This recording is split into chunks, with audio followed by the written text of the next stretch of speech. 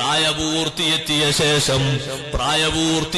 ശേഷം ആർക്കെങ്കിലും നിസ്കാരം ഖളായത് പെരടിയിലുണ്ടെങ്കിൽ നല്ലോണം സമയം ചെലവഴിച്ച് പെട്ടെന്ന് വീട്ടണേ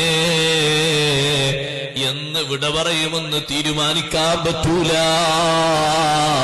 നിസ്കാരം പെരടിയിൽ വെച്ചിട്ട് നിങ്ങൾ വിട വാങ്ങിയാൽ മയ്യത്ത് നിസ്കാരം കൊണ്ട് അല്ലത് പുറത്തു തരൂല, തഹ്ലീൽ കൊണ്ട് അല്ല മാപ്പാക്കി തരൂല.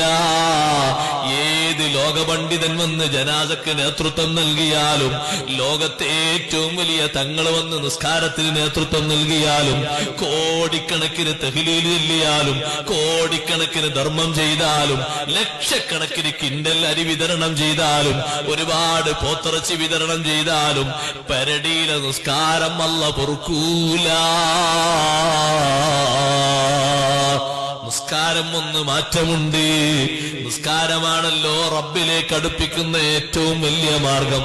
അതുപോലെ ഒരു അമല് ദീനിൽ വേറെ ഇല്ലല്ലോ. റബ്ബിലേക്ക് ഏറ്റവും അടുക്കാൻ പറ്റിയ മാർഗം സുജൂദിലല്ലേ? സുജൂദ് നിസ്കാരത്തിലല്ലേ സഹോദരന്മാരെ? ഹജ്ജിന് സുജൂദില്ലല്ലോ, നോമ്പില് സുജൂദില്ലല്ലോ, സകാത്തിന് സുജൂദില്ലല്ലോ.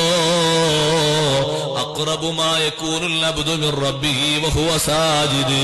അടിമ റബ്ബിലേക്ക് അടുക്കുന്ന ഏറ്റവും നല്ല മാർഗം സുജൂദിലാണ്.